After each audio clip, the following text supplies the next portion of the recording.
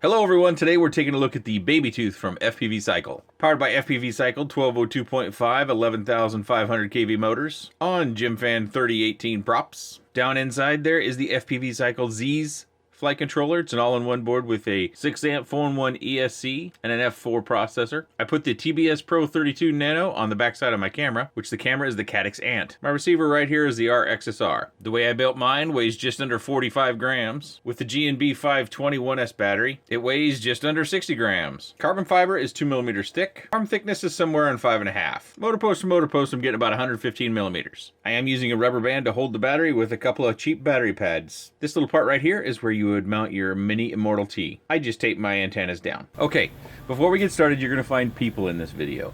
And it's actually my new neighbor and some contractors. And I was over there before I started flying, and I had my goggles on my head, and eventually the topic of having these strange goggles on my head came up, and so they asked me about them, and I was telling them, well, I was preparing to fly, but being you're out here doing what you're doing, I'm probably not going to fly. And they kind of were curious, so then I went over and I grabbed a quad, kind of just showed them everything. I asked them if they'd like to watch.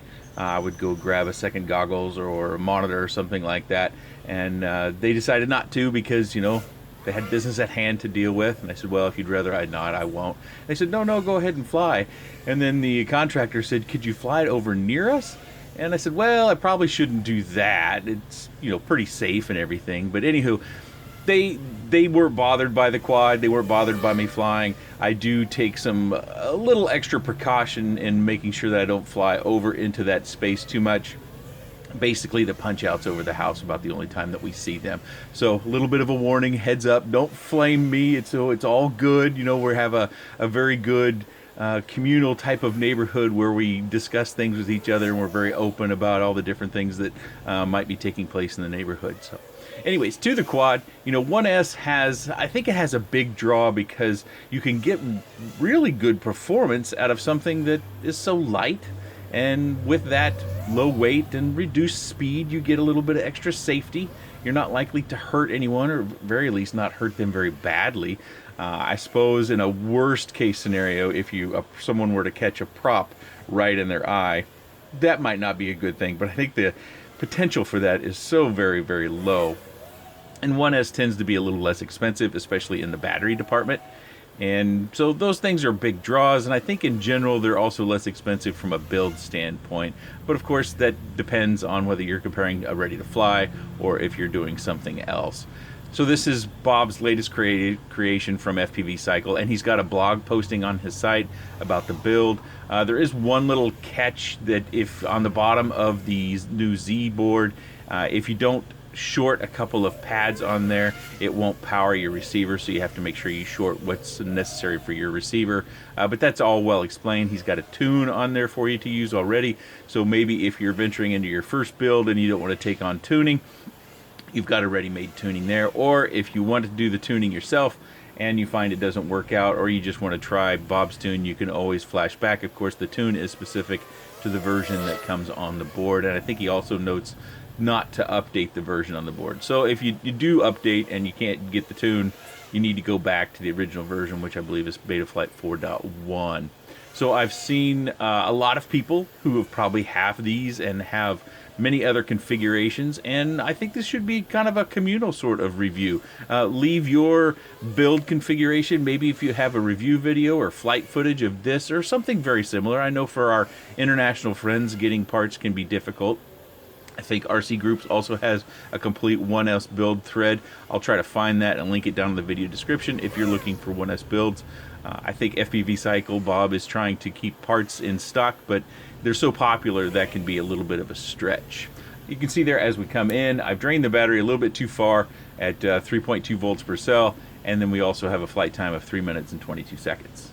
So I kind of have two different versions of this. Actually, I've got a third, but this one is not 1S, and they're all a little bit different from one to the next. Of course, I've got different motors and a different board. On this one, it has an all-in-one board built right into it, or with a receiver built into it. That's a Beta FPV board, and then we've got the Z board here. This, of course, is what I was flying. It's what I showed you in the quick roll.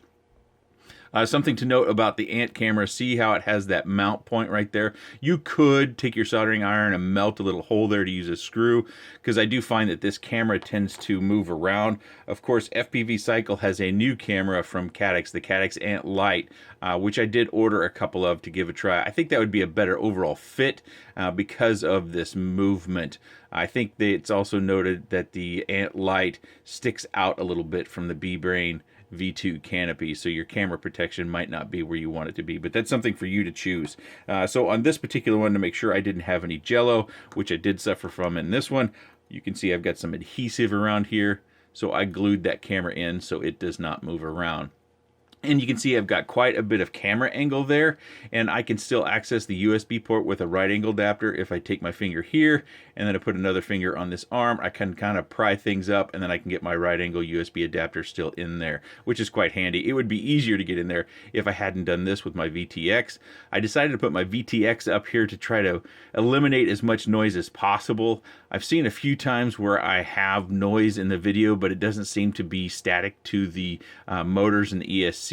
A few people have called that FrSky telemetry noise, so I wanted to give some separation between the VTX and the receiver that's embedded down in there. You can see the connector right there. But of course, with this length of screw, I've got some additional camera angle that I could get if I choose to. I just used a simple rubber band to mount my antenna. Works just fine. It's not pretty, but I couldn't get the antenna to clip into the B-Brain canopy mount right there. I wouldn't rely on this even if you are able to get it to clip in. You'll want to do something additionally to make sure your antenna does play and stay in there. Otherwise, it could end up down in the props if it were to sneak out of there. The Z board has these little splits in the board itself, so you can get the rubber grommets in and out pretty easily. That works great. I hope we see that on all boards.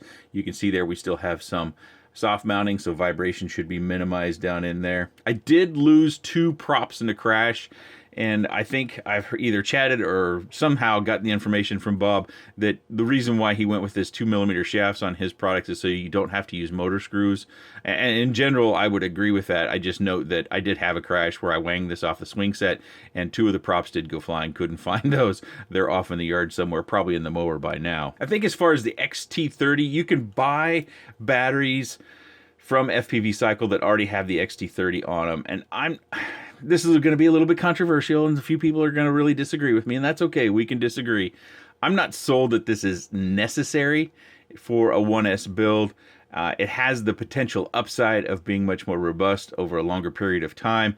And of course, depending upon your drivetrain, some extra current through here could be good in order to provide you the performance that you want. I didn't find it to be dramatically more than, say, the BT20 connector. And of course, we now on the market have the G&B connector, the G&B 27 connector, which I have just purchased a bunch of batteries from Amazon. And we also have the connectors available on various sources. I think I saw them on eBay and other auction sorts of sites. So you can either convert your own, or you can buy them directly from FPVCycle if they're in stock. I do find that I like the 520 battery better than the 600. Just that little extra weight, you could just kind of feel it. But if you're looking for extra flight time and maybe your FPV experience isn't to that point where you really notice much difference between weights of batteries, the 600 will give you about 20 to 40 different more seconds, depending upon how you fly, if you want that extra flight time. On the blog post, I didn't get to it, but Bob also has the startup power set at 0.38 for your ESC and your motor timing at high. And so that's a setting that you'll want to make on the ESC. I don't think it comes default with this board.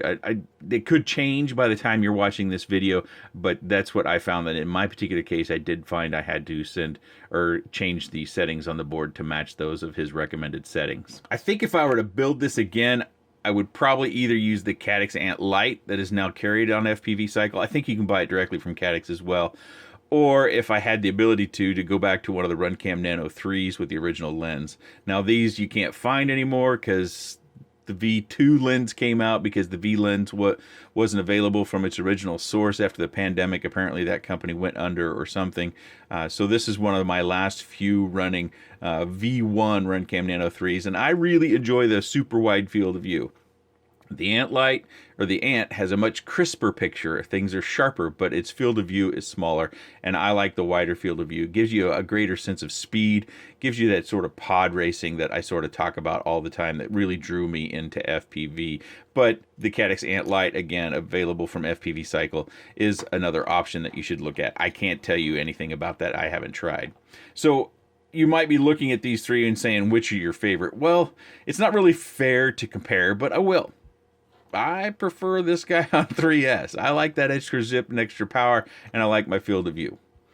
But you can build one like this and use a different board. Of course, this is only the Z board from FPVCycle is only 1S, but you can find other boards on FPVCycle to build a 3S edition as well. So that's my preference if you're asking me. I think I would enjoy this more, probably closer to this one, if I had that wider field of view lens on this one that I do on this one. So kind of an unfair comparison, but yet I know I'm going to be asked, so I need to compare them. As far as these motors, I think they're comparable. I think the flight time on them is a little bit shorter than the FPVCycle, but I also think the low-end torque on these is a little bit more. So if you're flying low and you need that quick punch, or if you want a different feeling when you're recovering from dives or different things like that, these have a little bit more low end than the FPVCycle ones do. And you'll also notice I had to use screws on these because they don't have the 2mm hole that the FPVCycle.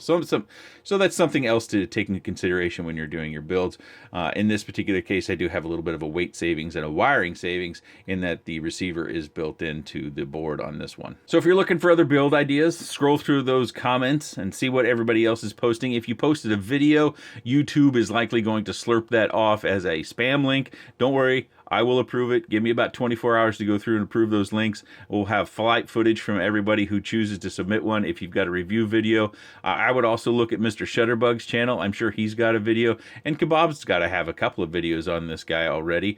So check out Kebab FPV as well. You could probably find some of his videos on the FPVCycle website. If you have any comments, questions, suggestions, or otherwise, please let me know in the section down below. I appreciate your time, and thanks for watching.